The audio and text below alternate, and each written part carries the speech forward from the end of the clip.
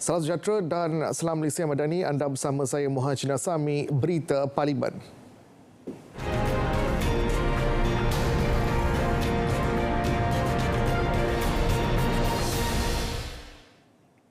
Rang Undang-Undang Perbekalan 2024 peringkat jawatankuasa bagi Kementerian Perumahan Kerajaan Tempatan diluluskan. Terdahulu perbahasan belanjawan KPKT melibatkan 16 ahli parlimen sebelum digulung Timbalan Menteri Akmal Nasrullah Mohamad Nasir. Antara perkara yang disentuh melibatkan projek perumahan rakyat di negeri yang menawarkan tanah percuma atau pada kadar premium nominal di lokasi strategik. Setakat ini, 10 negeri telah menawarkannya. Langkah itu agar keutamaan projek pembinaan diberi di negeri terbabit sekaligus meminimumkan kos pembinaan rumah. Terdapat 5 projek yang melibatkan 5 buah negeri telah melalui proses ini. Iaitu kalau saya boleh sebut, dan ini pujian juga kita bagi kepada pihak negeri yang memberi kerjasama, iaitu kita 5 projek itu termasuk di Johor, Melaka, Selangor, Sabah dan Pahang. InsyaAllah bagi tahun 2024 kita jangkakan kebanyakan daripada projek-projek ini akan boleh mula mengambil tempat. Sebanyak RM2.47 bilion diperuntuk bagi melaksanakan PPR tahun depan. Dewan turut diberitahu berkaitan persediaan dilakukan Jabatan Bomba dan Penyelamat ketika monsun Timur Laut bagi memastikan pengoperasian kesiapsiagaan optimum termasuk berdepan bencana. Untuk menyediakan peralatan dan kelengkapan merangkumi persediaan logistik untuk pengangkutan darat, air dan udara.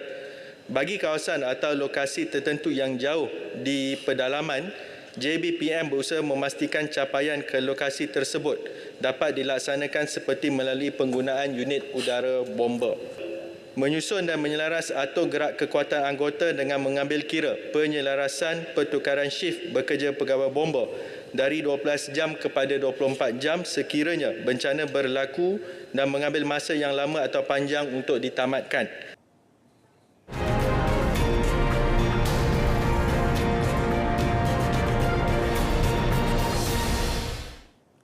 Baik, dana terkumpul KWSP RM1.1 trilion setakat Ogos lalu. Kira-kira 64% merupakan purata pelaburan KWSP dalam pasaran domestik. PNB 2. Jumlah pelaburan sehingga 31 Ogos 2023 adalah RM332 bilion dan purata pelaburan dalam pasaran domestik adalah 84.3%. Kuap jumlah pelaburan sehingga 31 Ogos 2023 adalah RM167 bilion dan purata pelaburan dalam pasaran domestik adalah 79.3%. Lembaga Tanggungan Haji pula, jumlah dana pelaburan 31 Ogos 2023 adalah RM91 bilion yang mana purata pelaburan dalam pasaran domestik adalah 90.1%. Sehingga 31 Ogos 2023, jumlah dana pelaburan LTAT adalah RM10.5 bilion dengan keseluruhan dana dilaburkan dalam pasaran domestik. Tambah perjawatan pegawai imigresen khususnya untuk ditempatkan di 141 pintu masuk sempadan negara. Perkara itu sedang diteliti KDN bagi memastikan kelancaran perkhidmatan sekaligus perkasa keselamatan negara. Ini terutamanya di ICQS Lubuk Antu menjelang pembukaan Ibu Kota Indonesia di Nusantara.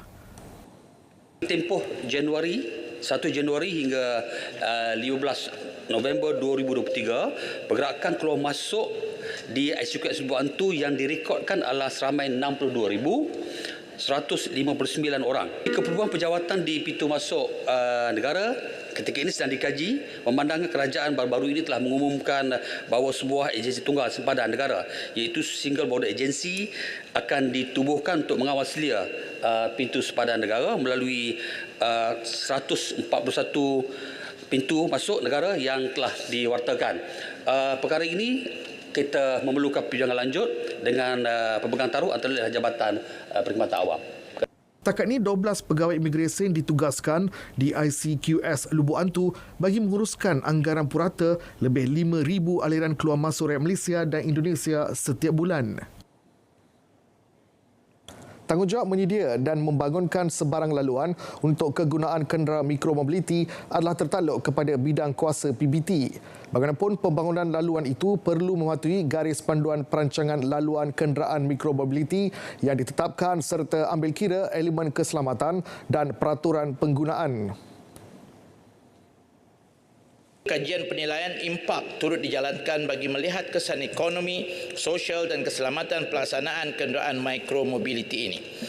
Berkenaan dengan kerjasama strategik bersama pihak berkuasa tempatan untuk memudah cara penggunaan kenderaan mikromobiliti, MOT telah melancarkan program medan uji regulatori negara dengan kerjasama Majlis Bandaraya Shah Alam sebagai medan uji pertama yang dilaksanakan untuk pengoperasian kenderaan mikromobiliti.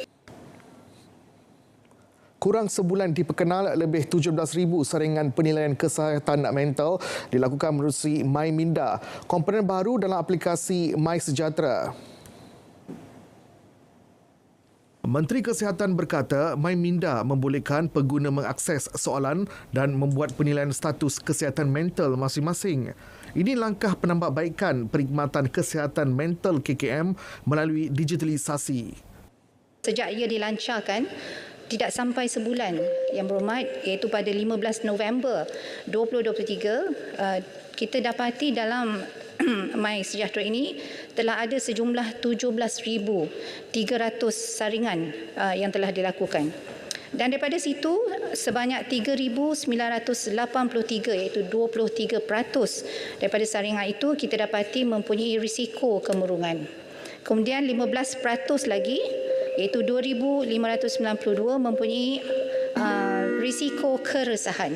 Jadi individu-individu yang mempunyai risiko begini, mereka sebenarnya ada akses secara terus melalui MySejahtera MyMinda ini bahan-bahan psikopendidikan yang boleh dilihat terus, ataupun jika mereka mahu mendapatkan bantuan dari sudut kaunseling dan sebagainya, mereka boleh menghubungi talian bantuan krisis kami iaitu talian HEAL. Dalam perkembangan lain, Hospital Ranau telah menerima peruntukan sebanyak RM956,390 sejak tahun 2020 sehingga September lalu. Peruntukan itu khusus untuk penggantian serta perolehan aset perubatan baharu. Menteri Kesihatan berkata tahun ini peruntukan RM450,000 telah disalur bagi kerja penggantian sistem pendingin hawa dan lain kerja berkaitan di unit kecemasan dan trauma bagi menambah baik fasiliti Hospital Ranau.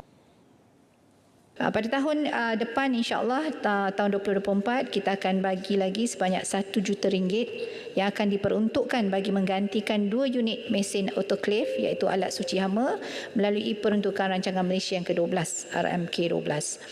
Kemudian pada masa yang sama, Kementerian akan mempertimbangkan juga pertambahan peralatan canggih seperti CT scan yang berhormat, mesin ekokardiografi juga dan lain-lainnya yang selaras dengan perkembangan perkhidmatan kepakaran di hospital ini. Tingkat keupayaan murid berkeperluan pendidikan khas menerusi penyediaan akses dan fasiliti secukupnya. Kerana itu, projek pembinaan sekolah di bawah rancangan Malaysia 5 tahun perlu meliputi penyediaan kemudahan mesra OKU. KPM juga turut memastikan semua projek pembangunan pendidikan yang dimohon melalui rancangan Malaysia 5 tahun sama ada untuk sekolah baharu, gantian atau bangunan tambahan turut mempunyai skop penyediaan kemudahan mesra OKU. Sementara itu, bagi sekolah-sekolah sedia ada, penyediaan 4 kemudahan asas OKU yang meliputi tandas, parking OKU, susur tangan atau railing dan susur landai ramp yang terus dilaksanakan secara berperingkat.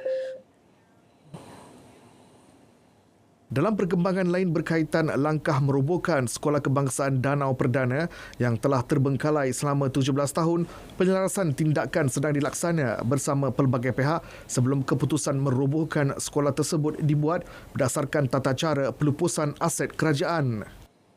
Satu mesyuarat telah diadakan pada 25 Mei 2023 di antara KPM dan Dewan Perniagaan Melayu Malaysia DPMM. DPMM memaklumkan bahawa DPMM cawangan Kuala Lumpur telah dibubarkan. Maka sebarang rundingan lanjut tidak dapat dilaksanakan oleh KPM seperti mana yang diputuskan oleh Mahkamah Timbang Tara sebelum ini. Lanjutan dari mesyuarat berkenaan, pihak DPMM telah bersetuju untuk mengemukakan dokumen-dokumen berkaitan keabsahan pembubaran DPMM cawangan Kuala Lumpur kepada KPM bagi tindakan selanjutnya. RUU Suruhanjaya Kanak-Kanak Malaysia dijangka dibentang pada sesi Dewan Rakyat minggu depan. Menteri DJPM Datuk Seri Azlina Osman Said optimis bacaan kali pertama RUU itu dapat dibentang sebelum mesyuarat ketiga penggal kedua Parlimen ke-15 menutup tirai pada 30 November. RUU itu bertujuan menubuhkan satu badan khas yang bertanggungjawab membela dan menegakkan hak kanak-kanak. Kita akan buat bacaan pertama insya-Allah pada sesi ini. Ya. We hope so. Kita ada 3 hari untuk rang undang-undang. So kita cuba tengoklah bila ada masa. Tapi yang penting sekali rang undang-undang tu insya-Allah kita harap boleh dibentang di atas meja ahli parlimen lepas undang-undang belanjawan ini diluluskan. Beliau menyatakannya selepas sesi walkabout pameran bersempena Hari Kanak-Kanak Sedunia di bangunan Parlimen. Dalam perkembangan berkaitan, jawatankuasa pilihan khas wanita, kanak-kanak dan pembangunan masyarakat ditubuhkan. Parlimen belia pula dirombak bagi melibatkan anak muda berusia 16 tahun dan ke atas. Yang di-Pertua Dewan Rakyat Tan Sri Johari Abdul beri jaminan hak dan martabat kanak-kanak terus dipertahankan badan legislatif itu. The Parliament of Malaysia is committed to ensure that the children's rights are protected with the establishment of Special Select Committee on Women, Children, Community Development, which act as a check and balance mechanism and the eyes and ears of the people in monitoring the implementation of government policies and programs. Baik, berita Parlimen berakhir di sini. Dari sungai ke segara, Palestin pasti merdeka.